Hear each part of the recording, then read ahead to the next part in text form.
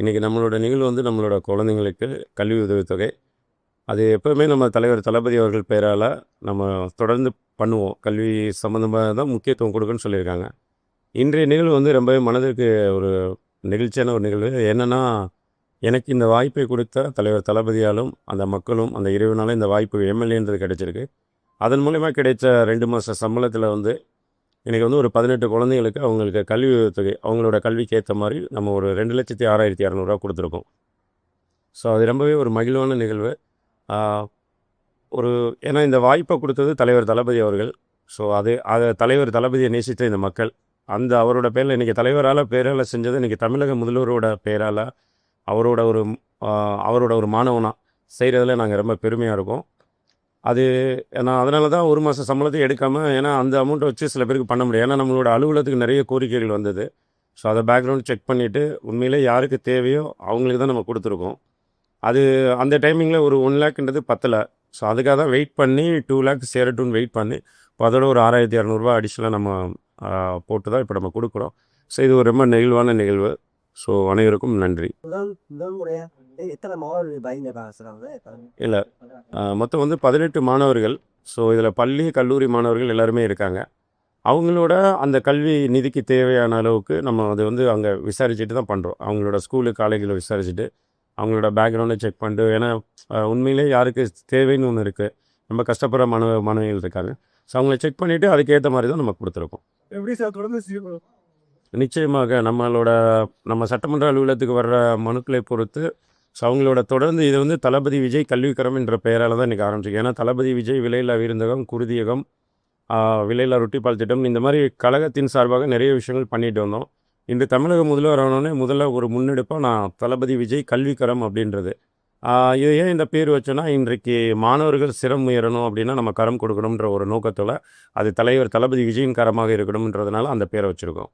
அதை தொடர்ந்து நம்ம பண்ணுவோம். மனுக்கள் தொடர்ந்து பெறப்படும். அதை செக் பண்ணிவிட்டு அவர்களுக்கு தேவை அறிந்து ஒரு 3 மாதத்துக்கோ இல்லை 6 மாதத்துக்கு ஒருக்கா இந்த நிகழ்வு தொடர்ந்து நடைபெறும்.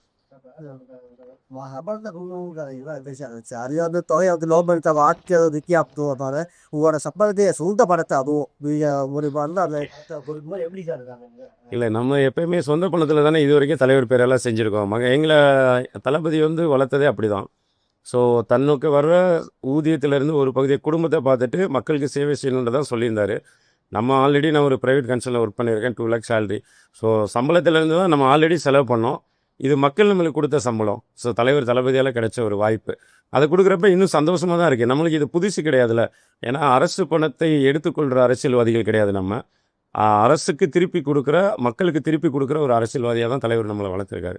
ஸோ அந்த முறையில் இது கொடுக்குறது ரொம்ப மகிழ்ச்சியாக இருக்குது. இது ஒரு ரொம்ப சந்தோஷமாக இருக்குது. இது கரெக்டான இடத்துக்கு போய் சேருதுன்னு ஒரு மகிழ்ச்சியாக இருக்குது. ஏன்னா நம்ம சொந்தமாக சம்பாதிக்கிறதுக்கே வந்துட்டு அந்த படத்தில் தளபதி பேரால் நம்ம கல்வி உதவி பண்ணிடுவோம்.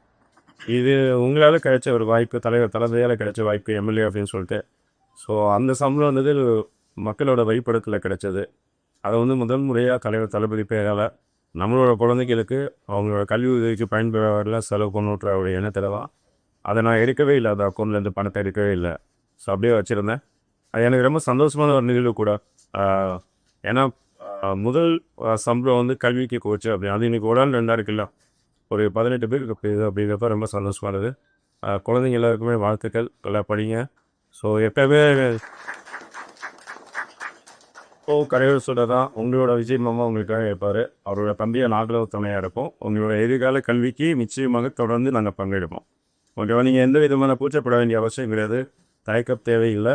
இது உங்களோட உரிமையாக, நீங்கள் உங்களோட உரிமை பணம் தான் இது. ஸோ நீங்கள் உங்களோட கல்விக்கு பங்கெடுப்பதில் மிக்க மகிழ்ச்சி. ஏன்னா இன்றைக்கி எல்லா குழந்தைங்களோட நீங்கள் இன்றைக்கி இந்த கல்வி மூலயமா இன்றைக்கி பயன்பெற்று நாளை அதை இன்னும் நிறைய குழந்தைங்களுக்கு நீங்கள் சப்போர்ட் பண்ணுங்கிற ஒரு நம்பிக்கை எனக்கு இருக்குது. ஸோ பேரண்ட்ஸ் எல்லாருக்குமே அதுதான் உங்களுக்கும் ஒரு அன்பான வேண்டுகோள். நீங்கள் கல்வி சம்மந்தப்பா எழுத்து வந்தாலும் என்ன தொடர்பு கொள்ளலாம். தொடர்ந்து நம்ம அதற்கான முயற்சிகளை கொண்டு வைப்போம். Thank you so much.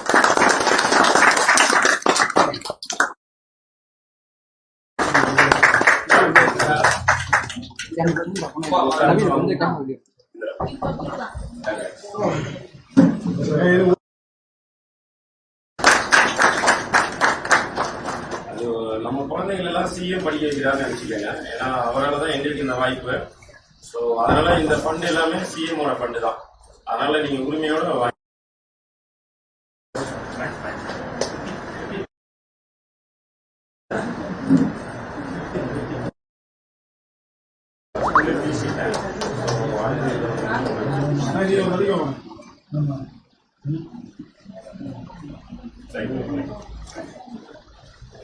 அப்படியே அடுத்த இருக்கிற குழந்தைங்க செக் பண்ணி கொடுக்கணும்னு சொன்னால ஈஸியா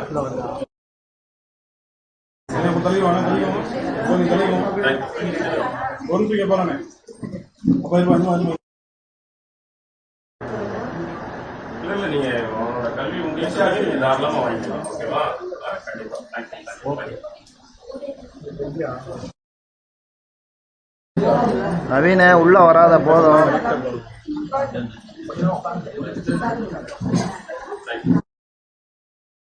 இங்க பாருங்க, இங்க பாருங்க. நல்லா படிங்க. நீங்க அடுத்த வருஷத்துக்கு நீங்க வாங்கிக்கலாம். ஓகேவா?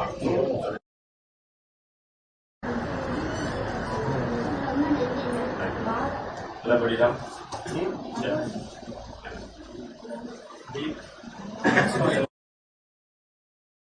நம்ம எல்லாருக்கும் என்ன பண்ணுன்னு சொல்லிட்டு கொடுத்துருக்கோம். ஓகே, நீங்க ஏதாவது நல்லா படிக்கணும். ரைட்டா? ரைட்.